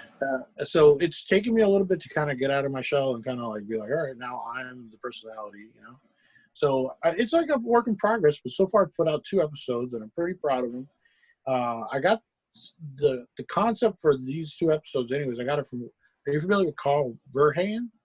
Yeah, sure. The studio player. Yeah, man. And one day I'm scrolling on Instagram and I see him. He's like in his backyard with this beautiful Strat, and he just goes on and just tells the story of the Strat. He's like, I got the Strat in 19 whatever, and I used it for all these sessions. And then I think he sold it or he lent it to somebody and he didn't have it for a while, but then he got it back. And it's like it was really captivating. And I thought, man, I got all these damn guitars here, and they all got a little story behind them. You know what I mean? So I was like, instead of just playing them, I'm gonna like start doing these videos, kind of like tell the story behind the guitar. So I'll do like a performance video, where you can hear it and see what it sounds like and all that kind of thing. And then I'll do like a little like part 2 where it's like the story behind the guitar. And so far I put out 2 episodes. It's called Fret Buzz with Ash, and you can check it out on my YouTube channel. Check it out. What's your YouTube channel name? So all my social media and my YouTube, it's all the same. It's Ash Jangda. So at Ash Jangda. So if you go to youtube.com/Ash Jangda, you'll find me. If you go on Instagram, Twitter, Facebook, all the same. Yeah. So if you can say my name, you can find me. Okay, cool. Yeah. And so I'm pretty proud of it. And it's getting better. I mean, at least I'm coming out of my shell. I mean, it's easy for me to like rock out and do all that stuff, because that's, one thing. But like being on camera, like even this, it works because I have somebody to bounce it off of. When you're staring at a camera and you got to interact with it, it's a little different. Yeah, I mean, this whole podcast thing for me was new. I mean, I listen to podcasts all the time, and my favorite ones are the ones that are like freeform. Like Guitar Wank is a fun one with Bruce Forman and Spiders, and they get drunk and they just talk shit. And I thought, like, I can do that. So, like, I'll just do that. I mean, they're doing it usually talking, and I'm actually going to get Bruce Forman here at some point, hopefully. But, they're just, they have a very big following, so they can get national players. And I thought to myself, I said, like, LA has so many great guitar players. I should just talk to local guys, and how cool would that be? And it's a nerd channel. I mean, only guitar players are going to want to hear it. We talk shop and talk gear and all that shit. I had fun with it. It's pretty much the same thing I'm doing, man. It's like about gear and like other musicians. You know what I'm saying? Like what we know. So it's a niche thing for sure.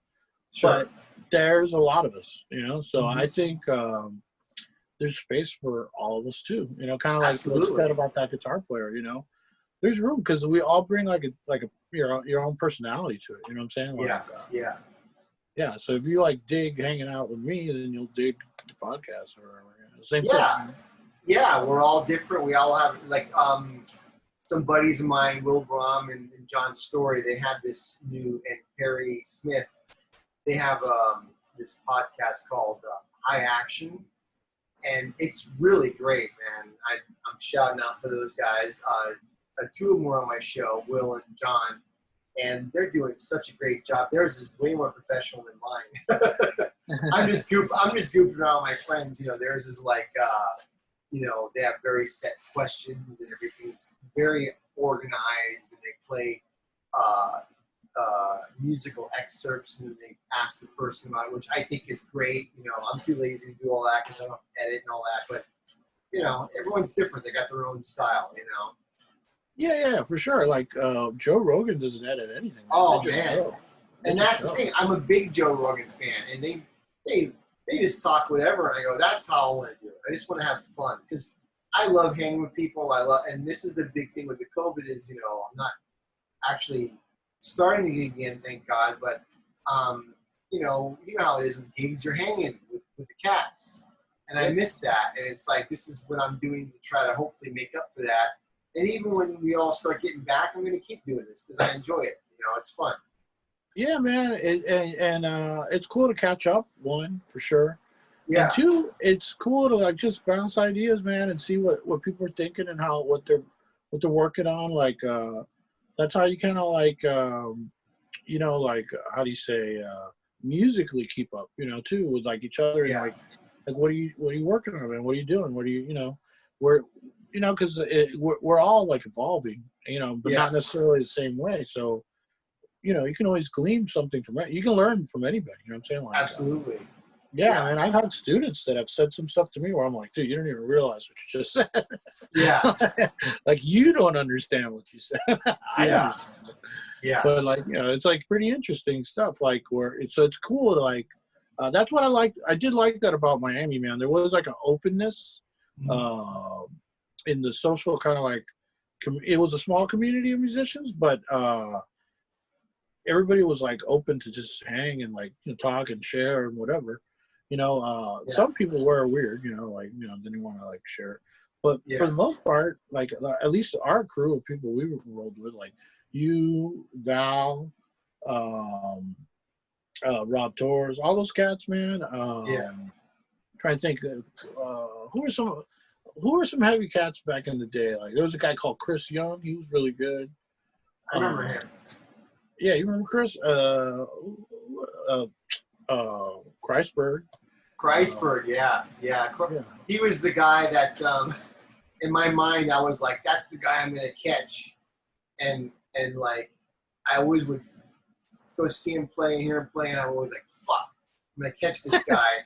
And then I had this one gig, and it's funny, it was all in my head, you know. I was competing with him in my head, you know, Right. and then I went and saw his group one time, and I just said, just let it go, man. You'll never catch him. Right. You'll feel better. And then I You know, felt better. I'm like, I can breathe now. And it's all, you know, we're all crazy and we're young and we have egos and I'm gonna get that guy and blah blah blah. And I remember seeing yeah. him just thinking like, never gonna catch him, man. But it was like, I was like, whatever, fuck it. And I felt better, and I just let it go, you know. And that's how it is, because there's always going to be that John Kreisberg guy or whoever that like you want to Yeah. be that guy, but it's just never going to happen, you know. Oh Yeah, well. you know, yeah, I know, yeah, totally. I Yeah, think what I got out of that yeah, was that even him, you know, because I'm gonna try to put this in perspective from the outside looking in. Um, I used to think the same way. I used to go see him at the Poorhouse in Fort Lauderdale sure. and be like, dude, this guy is phenomenal. I mean, like, Yeah, yeah. he is that fusion guy, you know, for South Florida, you know, People forget that he was the Holdsworth guy. He was not a straight ahead player, and he at was all. the only guy I ever heard that could do the Holdsworth shit. I'm like, How could Yeah. you do that? He was the only guy. Well, And then he abandoned it completely. This is what I'm getting at. In his mind, the straight ahead guy was the guy. He was like, man, I gotta catch that guy. Yeah. So he came up this thing that he was so masterful at to go do this other thing. And to me, I was like, what is he doing? Why would you do that? He's got this thing down. Yeah. Like, why would you, like, you know?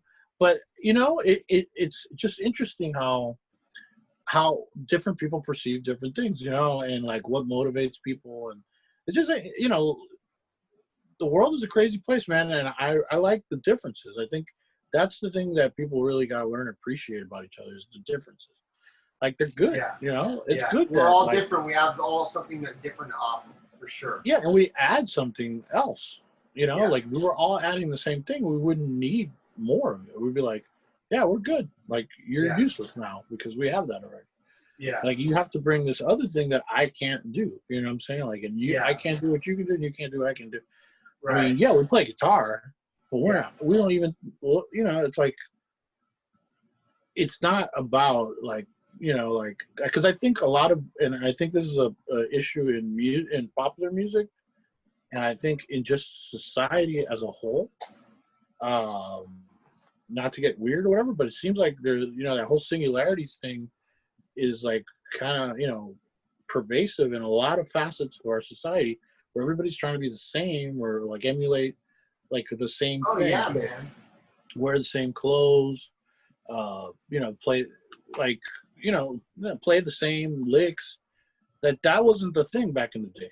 Like, back in the day, you would learn a lick, but you didn't want to sound like the next guy. You know what I'm saying? Like, okay, like, for example, if Coltrane made the lick, it was okay for both of us to play it. Mm-hmm. But if I heard you play it, then it probably wouldn't want to play it because you already played it. Yeah, sure. So we had that understanding. Nowadays, it's like the 10 guys come up and they also play the same thing, and you're like, doesn't anybody feel like retarded for playing the same thing that the last guy played? Yeah, it's like, well, this is the way it's done now. It's like, it doesn't have to be. Yeah. You know, I don't know. It gets complicated, but so I usually don't have these go too long. I feel so bad we haven't talked. No, I had a great time, man. This is the longest we've ever talked, even though we've kind of known each other for 30 years. But you know, it's the longest we ever talked. But you know, we really didn't get into all of the. You've done a lot. You played a lot of different pop artists and toured a lot. If somebody wants to learn more about you, like, what's your website? It's just my name, www.ashjangda.com. Okay. It's got all my kind of, like, you know, an abbreviated version of kind of like my credits and, you know, my endorsements, and like you can see stuff I've done. It's a lot of shit, man. I read through it tonight. I'm like, damn, it's a lot of people. Yeah. Well, and that's what's on there. Like I said, it's abbreviated. Like, really, when you think about it over the years, man, there's stuff I've done that I forgot that I did. You know yeah. But like, I try to like keep it to like stuff I've done out here, mainly. Yeah. Because it's more, I guess, kind of relevant or whatever. Yeah. To what's going on now. I mean, and it's funny to go back to the perspective thing. I always feel like I haven't done enough, so I'm always trying to like push myself and like do more. But really, when I do go back and kind of like absorb it, because, you know, when you're in the hunt, you know, you're not thinking about the last kill, you're thinking about the next kill. You know what I'm saying? Right. So now that I go back and I look at it and I read it, and sometimes I have to update it, and I'm like, man, I've done a few things. Absolutely. I've been busy, you know. So now, did you release a record under your own name? I thought I saw something, but maybe not. I looked at your website. I didn't see that, but it's a funny story. But like, I was under pressure for a deadline for an event, which was where I was going to release it, and I thought I could kind of capitalize on that because there was going to be a lot of people there for sales and whatnot. And so it's not like completely rushed, but the album was a little rushed. But I did get it done like in basically like, this was, what year was that? 2010. I did it in like 2.5 months. I did an album. Wow. Yeah, I pulled a lot of favors, and I mixed it myself. I don't know how to mix an album, so that kind of just shows you. So there's like there's like half the tracks I'm like really proud of, and then the other half I'm like, man, I would love to have worked on those some more. So Yeah. I don't really talk about it a lot because of that, and because I Yeah. would love to get it remixed. But I think if you heard it, you would hear that amalgamation of all those things that I mentioned along the way, of like the rock and the jazz and the funk and soul and the R&B and some hip hop. You know, it's all in there. You know, gospel, and that's kind of like who I am. You know, so I think I did capture some of that. You know, like Yeah. which is the point of doing a record, right? You know, so. Yeah. I wish I could have spent more time on it, and like I wish I would have had a bigger budget, so I could have gotten like it properly mixed. But Yeah. I met the deadline though. That's good. That's good. I slept in the studio a few nights, but I got it done. So wrapping up, I know you have some endorsements and some main instruments. What are some of your top like main guitars or amps that you use regularly? What are some of the ones you have? Okay, so we'll start with like amps. Let's say Quilter amps. Yeah. They're basically a subsidiary. Well, not subsidiary, but like if you know QSC. QSC. Yeah. Right. Mm-hmm. Pat Quilter is the guy behind all of that, and Right. he actually started off as an amp maker, designer. Yeah. And you know, QSC evolved from that, and so then once he had kind of like felt like, okay, QSC is like its own working machine. It's like, you know, like well-oiled machine. I think I'm gonna like go back to my true like passion and make amps again. And so the thing that he was always his quest was always to find a way to capture the tube sound, but in a solid state amp. Mm-hmm. And so through a lot of R&D and a lot of a lot of hard work, I believe they really did with the amps that they're putting out. Yeah. And so if you listen to any of the Quilter stuff, you'd be hard pressed to, you know, like if you close your eyes, you don't know that it's a solid state amp. When you pick it up, though, you know right away because it's super light. I had one for a while, and one of my good buddies, Peter Melton, works for them. Okay. Peter, we're we hang out every once in a while, and I had one of, but I buy and sell everything. So I'm the guy. I enjoyed it, but I still sold it. But but they're great amps. They really do a good job over there. Yeah, man, they've been very supportive. I think I met Chris from Quilter the first NAMM I went to at a pre-NAMM event actually. That must have been 2013, my first NAMM, and so I met them in 2013, and I became an artist by like I think 2016. Mm-hmm. So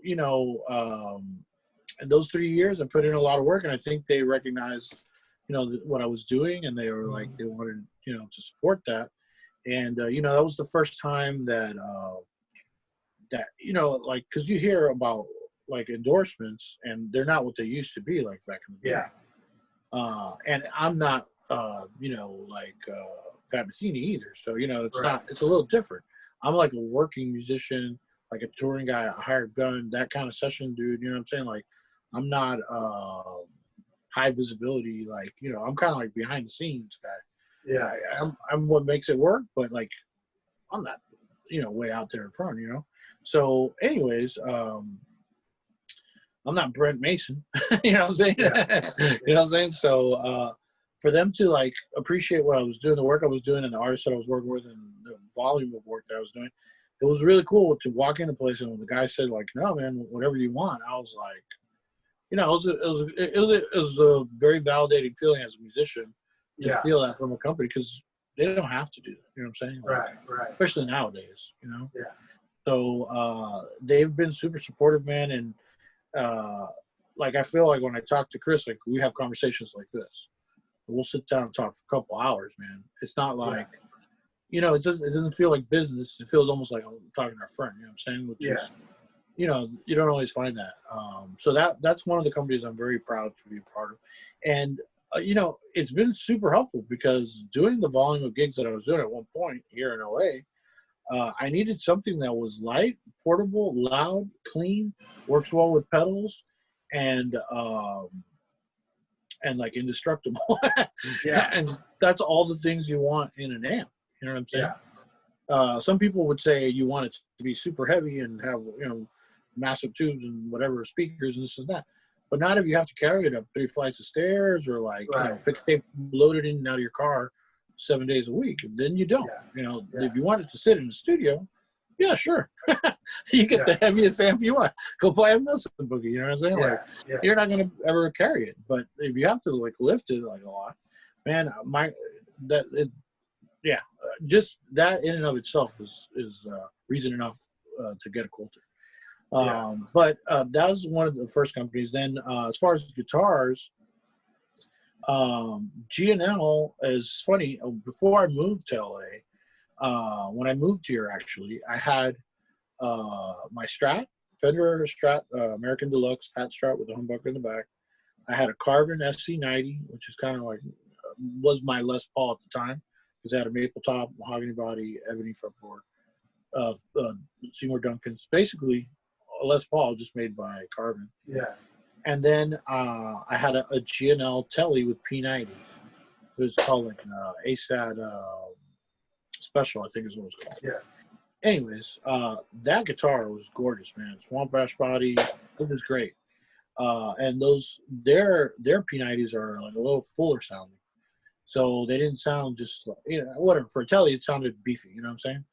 And when I moved here, I was like, no, I got to get a real Les Paul, this, and that. And I wound up trading that guitar in the trade, whatever, to get a Les Paul, and this and that. And I always missed it, man. I always missed it. I'd be like, man, I love my Les Paul, but I missed that Telly. I bet you the G&L stayed in tune better. It's that whole headstock thing. But yeah. So basically, I would always, it was just there, man, in the back of my mind, like, I got to get another one of those, man. When I get a chance, I got to get another one of those. And I'd go to NAMM, and I'd see them, and I'd go by the booth, and I'd try them out. And I just kept thinking about it, whatever. And then along the way, I started, I connected with D'Angelico. And it's crazy how things work. Remember that 6 degrees of Kevin Bacon thing I was talking about earlier? Yeah. Like how you meet this person, and that leads to this and that. Mm-hmm. So this is what happened. I needed a setup on my D'Angelico. And at the time, I think I was still living in Irvine, believe it or not. And I had gone to LA and tried to price it out and this and that. And like the prices out here compared to back home is way different. Like the setup out here costs like $100. You know what I'm saying? Yeah.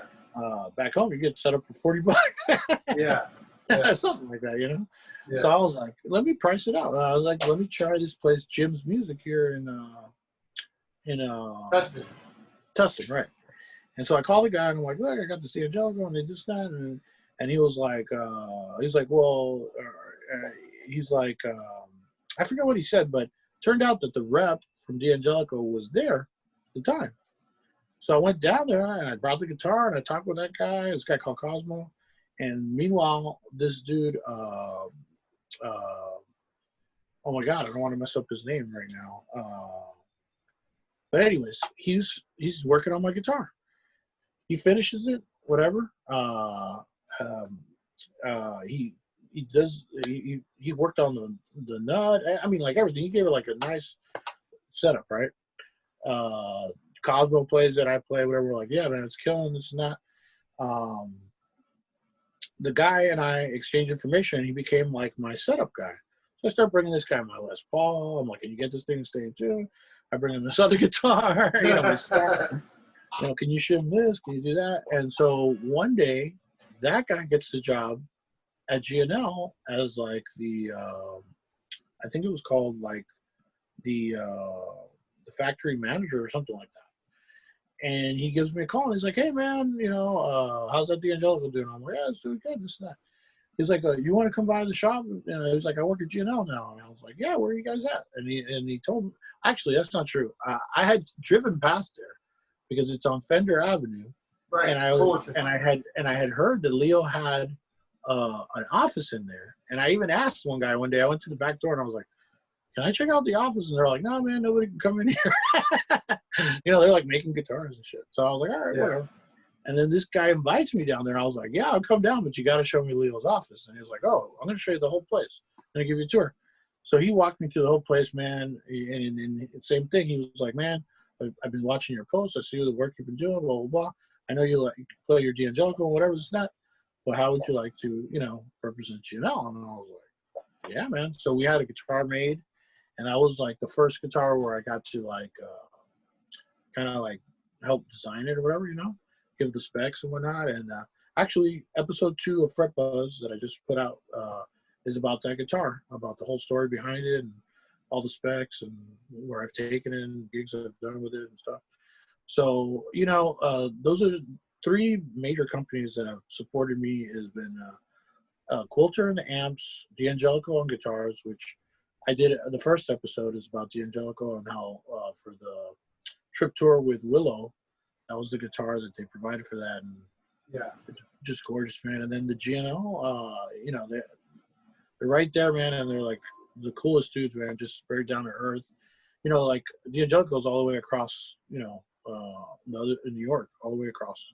Sure. So I only get to see those dudes at NAMM and when I'm in New York. So yeah, here I could just drive down there and have lunch with the guy and talk about the next guitar or whatever, or even designs and ideas. And it's pretty cool, man. It's a different vibe.